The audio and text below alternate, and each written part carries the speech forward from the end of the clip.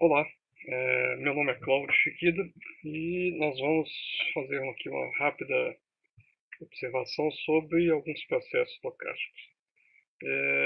Como vocês podem ver, eu espero, nessa coluna B nós temos uma tendência linear, repara que ela vai de 1 em 1, né? E nós fizemos aqui até observação 500, ok?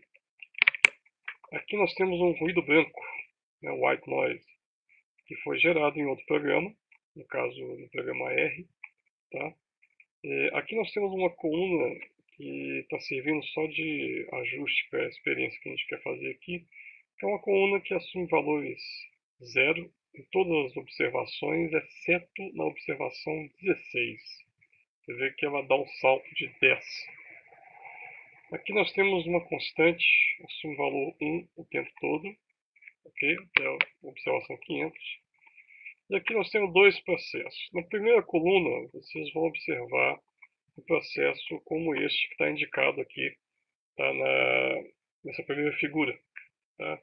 Você tem, cada observação é igual a uma constante, que é o alfa, que é o nosso drift, que é 1, mais beta vezes t, que é, no nosso caso, olha lá, beta é 0,8, o t é o nosso trend ali, que é essa coluna B.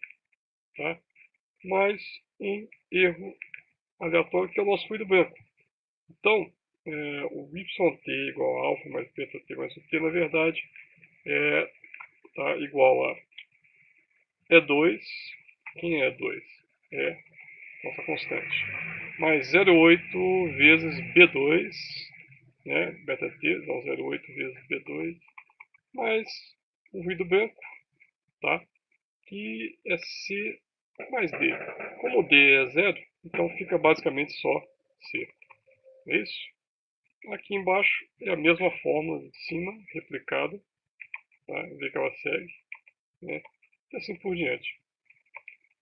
Bom, repare nessa coluna aqui agora. Essa coluna aqui ela representa a simulação de um processo estocástico chamado de passeio aleatório com drift ou com deslocamento. Bom, esse processo funciona da seguinte forma: você pega a observação anterior, soma uma constante e um ruído branco. No nosso caso, a gente não tem uma observação anterior. Então eu usei como observação inicial esse carinha aqui do lado. Ó, tá? Isso não vai fazer diferença. Vocês vão ver logo logo. Então eu peguei esse carinha aqui do lado, né? E aí eu somei a ele, tá? O drift, que é a coluna E2, está aqui. E também o ruído branco, que no caso é a soma das colunas C e D. C e D.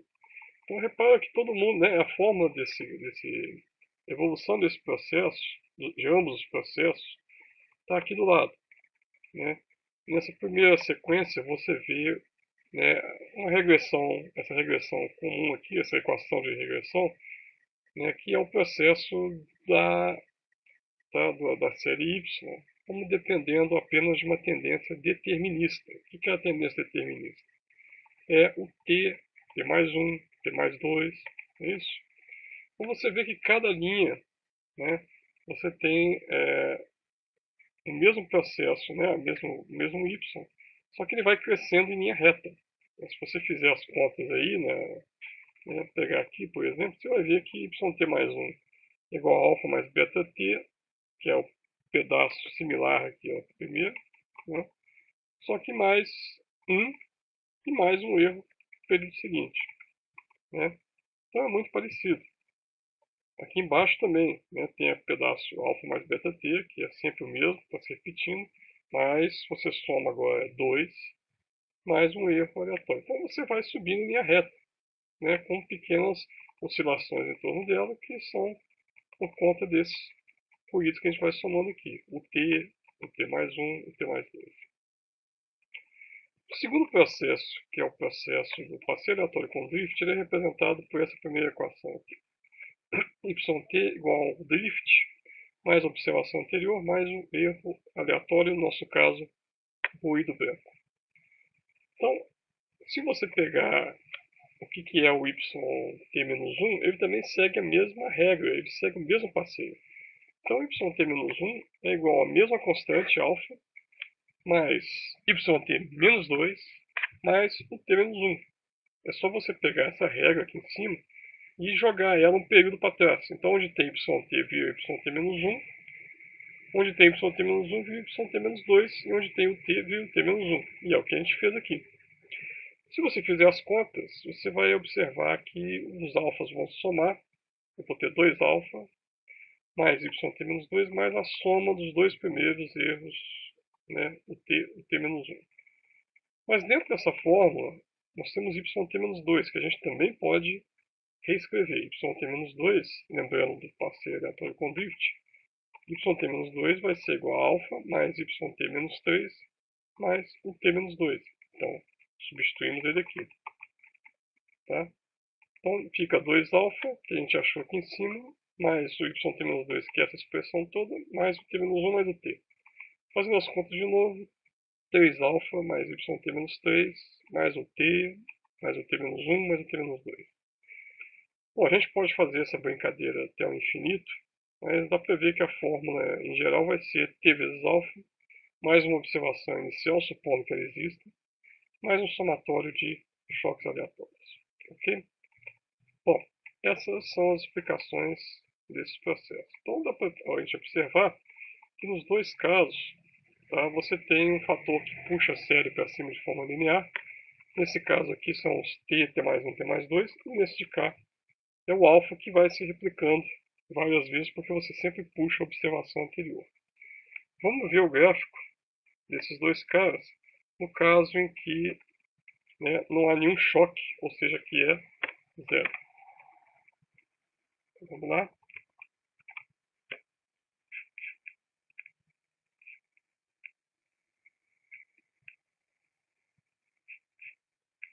Tá aí. Vamos pegar esse gráfico, vamos colocar ele numa escala maior para a gente poder enxergar. Vamos colocar aqui. Pronto.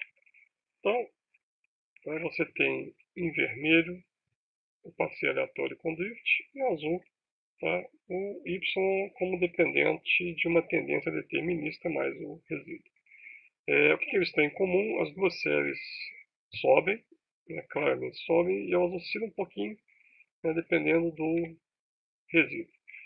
Agora vamos voltar aqui à planilha.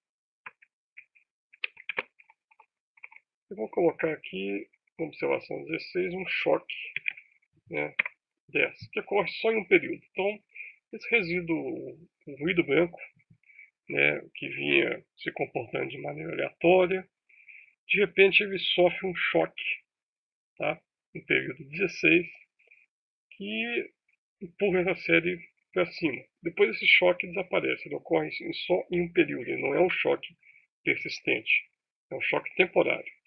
Se ele fosse persistente, nós teríamos 10 aqui, aqui, aqui, aqui, aqui, conforme a persistência do choque. Tá bom? Vamos olhar para o gráfico de novo.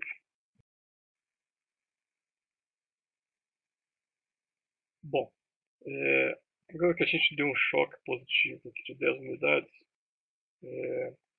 vamos ver aquele mesmo gráfico de antes, só que vamos, né, para a gente não perder de vista o que está acontecendo, vamos fazer o gráfico para apenas as primeiras observações. Então é como se eu estivesse dando um zoom nesse gráfico aqui.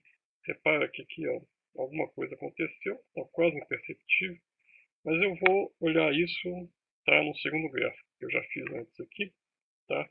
Aqui. O gráfico, né, mostra para gente que o choque positivo de 10 unidades, tá, né, dentro do ruído branco, quer dizer, o ruído branco agora ganhou em um período 10 unidades a mais, ele tem efeitos distintos nas duas séries. A série em azul, na série em azul a gente vê que o choque tem um efeito em um período só e basicamente volta. A série basicamente volta para o comportamento anterior. A tendência dela continua a mesma, né? E assim vai.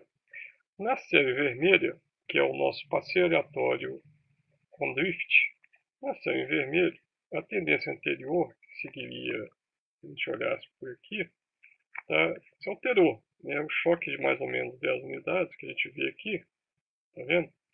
Ele desloca a tendência para um nível mais alto.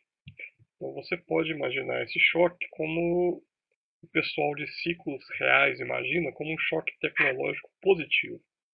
Né? Então uma inovação na economia, se o nosso PIB, por exemplo, segue essa linha vermelha, essa inovação tem um efeito permanente.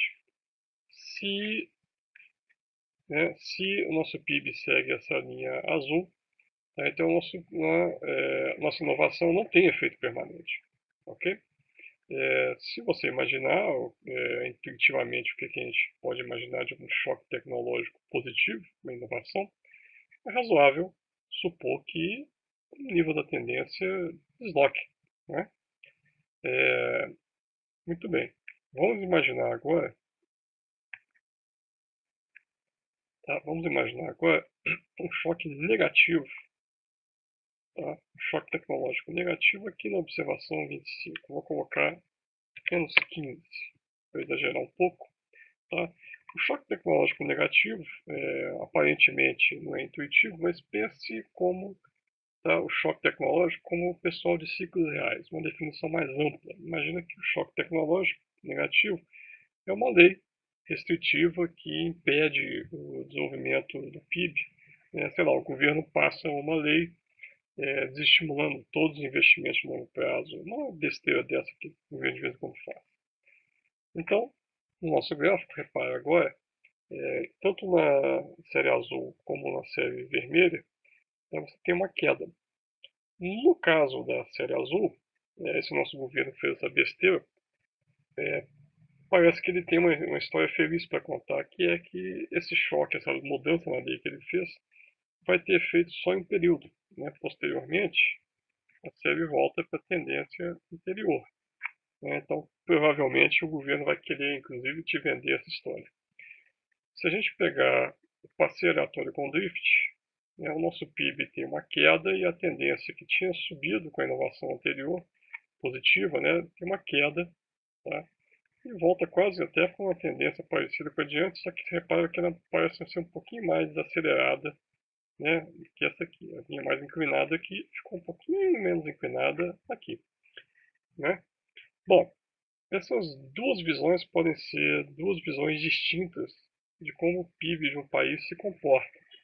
A linha azul, que corresponde ao nosso processo com tendência determinista, é muito comum em alguns livros-textos, principalmente em livros-textos básicos de macroeconomia, que falam para você que o PIB tem duas grandes